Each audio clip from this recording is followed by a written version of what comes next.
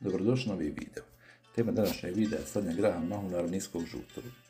Stari ljudi se sigurno sjećaju da je svako selo imao svoju sortu graha, među kojima su danas aktualne sorte grah mahunar, visoki žuti, jeruzalemski žuti, grah zrnaš, grah trešnjevac, grah kukuruzar i mnogi drugi.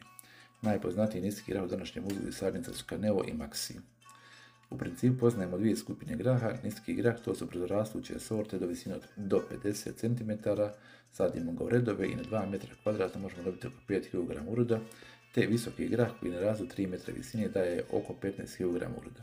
Kao što svi znamo, mahune mogu biti šarene, zelene i žute. U današnjem videu ćemo obraditi grah mahunar. Grah mahunar je jednogodišnja biljka iz porodice leptirnjača, o svojoj hranjivoj vrijednosti najbogatiji izvor biljnih bjelančevina u ljudskoj ishrani. Sadnja graha mahunara je jako jednostavna. U jedan red koji možemo povući ručno i mašinski sadimo grah na udaljenost 3 do 5 cm zrna od zrna, a udaljenost među dva reda treba biti među 30 i 40 cm. Kao što znamo, grah mahunar ima velike zahtjeve za toplotom koje je neophodna za normalan rast i razvoj. Optimalna temperatura u fazi sjetve iznosi 20-25 stepeni, dok tijekom vegetacije i cvjeta ne bi trebala prelaziti 30 stepeni.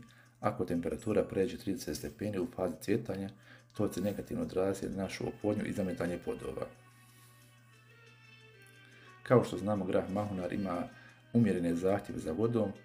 Budući da se korijenom sistem nalazi uglavnom na površini, potrebno je pripaziti da su tla dobro drenirana, vodopropusna, kako se voda ne bi zadržava u površinskom sloju. Tlo mora biti rastresito, bogato hranjivim materijama, tako da se grah može uspješno razvijati. Obavezno se uzgaja u plodoredu i to svake 4 godine. Iza njega je dobro uzgajati rajčicu, papriku, gdje je zahvaljujući mogućnosti vezan dušika iz zraka ostavlja zemlju dobro obogaćenu dušikom.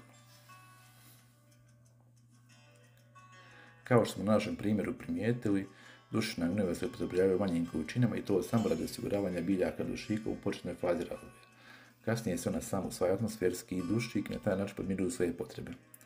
Dakle, osim po morfološkim karakteristikama, grah raskojom po tome je da li je niskog i visokog tipa, a generalno ga dijelimo mahunari za naše. Vrijeme sjetve ovisi o području u kojem se grah uzgaja, tako se sjevernim područjem uzgaja od polovine aprila do polovine maja, a u južnim krajevima može se početi uzgajati ranije. Na istoj površini grah se može sijati nakon 4 godine. Dobre pretkulture su mu krompir, paprika, kupusnjače, rajčice i žitarice. Dobri susjedi graha su kukuruz, bundeve, zelene salate, kupus i krompir, a loši susjedi su grah, bob, češnjak i luk. U principu to je bilo to za ovaj video. Hvala vam što ste pratili video i vidimo se u sljedećem videu.